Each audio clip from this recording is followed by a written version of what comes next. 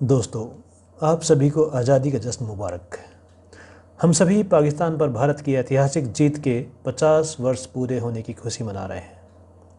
ऐसे में अगर हम भारत माँ के उन सपूतों को याद ना करें जिन्होंने भारत की आन बान और शान के लिए अपनी जान कुर्बान कर दी, तो हमें हिंदुस्तानी कहलाने का भी हक नहीं है। बहुत से ऐसे शहीद हैं जिनके खून से ये जीत लिखी गई है। इसी कड़ी में एक हीरो हैं मेजर महमूद हसन खां। महमूद हसन खां का जन्म 2 मार्च 1941 को वीर शहीदों की धरती धनौरी में हुआ था। इनके पिता रिसालदार मोहम्मद हुसैन खां 18 कैवलरी में अपनी सेवाएं दे चुके थे और उनके खानदान के 2 सिपहसालार निज़ाम हैदराबाद की फ़ौज में भी हुए थे।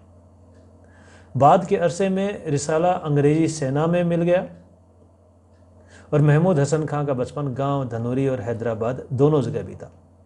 आपने सिटी कॉलेज हैदराबाद से स्नातक स्तर तक की शिक्षा पाई और 27 दिसंबर 1963 में ग्रेनेडियर्स रेजिमेंट में सेवारत रहते हुए उन्हें भारतीय सेना में कमीशन प्राप्त हुआ। सन 1971 से पहले महमूद हसन खां सन 1965 की लड़ाई लड़ चुके थे और छुट्टियों के दौरान ही अपनी कौम के एक सूरवीर अयूब खां वीर चक्र का अपने गांव धनौरी और नुआ में भव्य स्वागत देख चुके थे। वतन के लिए कुछ करने का जज्बा मेजर महमूद हसन लिए हुए ग्रेनेडियर में अपनी कंपनी का नेतृत्व कर रहे थे। वक्त ने उन्हें बुलाया उस मोर्चे पर जिसका उन्हें इंतजार था। 1971 में भारत और पाकिस्तान के मध्य में युद्ध शुरू हो चुका था और उनकी यूनिट की तैनाती पश्चिमी सेक्टर में थी और वो और उनकी कंपनी लड़ाई के लिए पूरी तरह से तैयार थी। और 3 दिसंबर 1971 को जब युद्ध शुरू हुआ तो इनकी कंपनी को किसी दूसरी रेजिमेंट यानी 8 महार के साथ अस्थायी तौर पर उनकी मदद हेतु भेज दिया गया। सेना की उस टुकड़ी को दुश्मन के एक ठिकाने पर जहां उनका गोला बारूद और सप्लाई का डिपो था, उसकी ऑफिस इत्यादि को बर्बाद करने का कठिन टास्क दिया गया। मेजर महमूद हसन खां की कंपनी इस काम के लिए लगाई गई और उन्होंने इसे सहर्ष स्वीकार किया।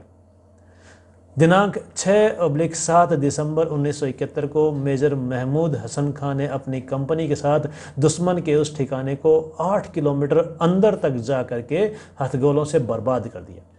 इस बहादुरी और सूझबूझ के कृत्य के लिए उन्हें वीर चक्र दिया गया।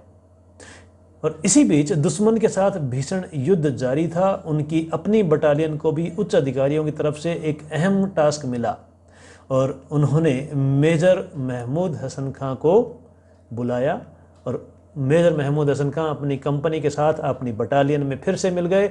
पश्चिमी क्षेत्र की दरिया पोस्ट पर दुश्मन के इलाके में अंदर जाकर के हमला करना था। बटालियन की चारों कंपनियों को इस इलाके पर चढ़ाई करने के लिए अलग अलग तरफ से टास्क मिले हुए थे। मेजर महमूद हसन भी ग्रेनेडियर्स की अपनी बटालियन की एक कंपनी की कमान कर रहे थे।